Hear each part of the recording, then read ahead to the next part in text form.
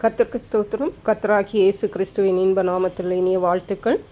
இன்றைய தியானத்திற்காக ஜெபித்த பொழுது தேவன் தந்த வசனம் எபிரேயருக்கு எழுதின நிருபம் 4ஆம் அதிகாரம் 16ஆம் வசனம். ஆதலால் நாம் இரக்கத்தை பெறவும் ஏற்ற சமயத்தில் சகாயம் செய்யும் கிருபையை அடையவும் தைரியமாய் கிருபாசன தண்டையிலே சேரக்கடவும்.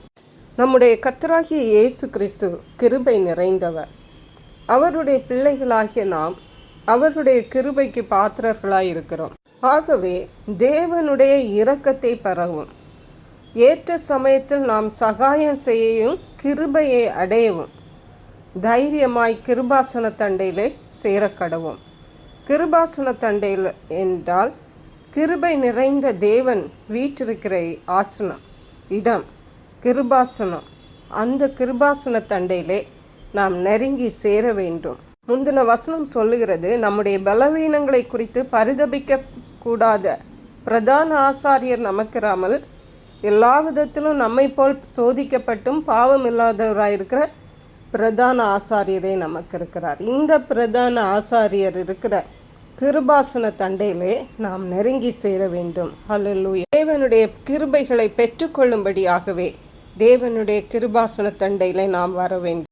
89ஆம் சங்கீதம் 49ஆம் வசனம் சொல்லுகிறது, ஆண்டவரே, நீர் தாவீதுக்கு உம்முடைய உண்மையை கொண்டு சத்தியம் பண்ணின உமது பூர்வ கிருபைகள் எங்கே? தாவீது ராஜா கடினமான பாதைகளின் வழியாக சென்று கொண்டிருந்த பொழுது தேவனுடைய கிருபையை அவர் நினைவு கூறுகிறார். தேவனுடைய கிருபை இருந்தால் அவருக்கு விடுதலை, பயமில்லை, எந்த தீமையும் அவரை தொடாது. ஆகவேதான் தேவனே, நீர் உம்முடைய அடியானுக்கு சத்தியம் பண்ணின உம்முடைய பூர்வ கிருபைகள் எங்கே என்று தேவனிடம் கேட்கிறார். ஆகவே நாம் ஒவ்வொருவருக்கும் தேவனுடைய கிருபைகள் மிக மிக அவசியமானது. எல்லா சூழ்நிலையிலும் நாம் கர்த்தருடைய கிருபையை சார்ந்திருந்தோமானால் நிச்சயமாகவே தேவன் நமக்கு பரிய காரியங்களை செய்வார், விடுதலைகளை தருவார். புலம்பலின் புஸ்தகம் 3ஆம் அதிகாரம் 22ஆம் வசனம் சொல்லுகிறது, நாம் நிர்மூலமாகாதிருக்கிறது கர்த்தருடைய கிருபையே, அவருடைய இரக்கங்களுக்கு முடிவில்லை.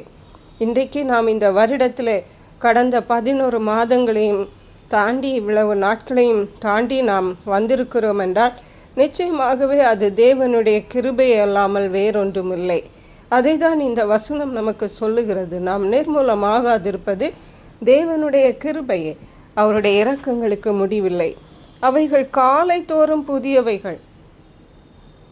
தேவனுடைய கிருபைகள் எங்கே கிடைக்கும், எப்போது கிடைக்கும் என்றால் ஒவ்வொரு நாள் காலையிலும் தேவன் புதிய கிருபைகளை தருகிறார். அது உண்மை பெரிதாக இருக்கிறது. அதிகாலையில் நாம் கர்த்தரை தேடுவோமானால் நிச்சயமாகவே தேவனுடைய புது கிருபைகளை நாம் பெற்றுக்கொள்ள முடியும்.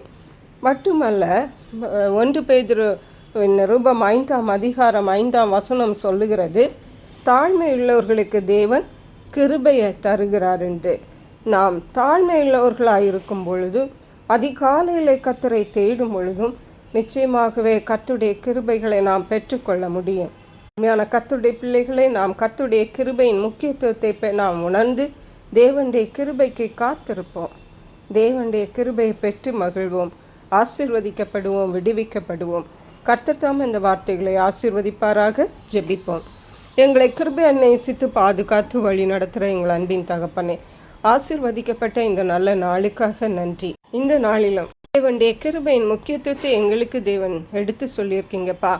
எங்களுடைய அன்றாட வாழ்க்கையிலே தேவனுடைய கிருபையை நாங்கள் நாடி காலை தோறும் புதிய கிருபைகளை பெற்று கிருபாசனத்தண்டையிலே வந்து தேவனுடைய கிருபைகளை பெற்று உமக்கன்று சாட்சிகளாய் வாழ உதவி செய்வீராக. நன்றி பரிசுத்த ஆவியானவரே. துதிகன மகிமை உமக்கே செலுத்துகிறோம். மீட்பரு இரட்சகருமாகிய இயேசு கிறிஸ்துவின் இன்ப நாமத்தில் ஜெபிக்கிறோம் எங்கள் அன்புள்ள பரமபிதாவே. ஆமேன். God bless you. இயேசு கிறிஸ்துவின் சுவிசேஷம் ஒவ்வொருவரையும் சென்றடையும்படியாக இந்த செய்தியை உங்கள் நண்பர்களுக்கு அனுப்பி வைக்குமாறு தாழ்மையுடன் கேட்டுக்கொள்ளுகிறேன். கர்த்தர் தாமே உங்கள் அனைவரையும் அபரிதமாய் ஆசீர்வதிப்பாராக.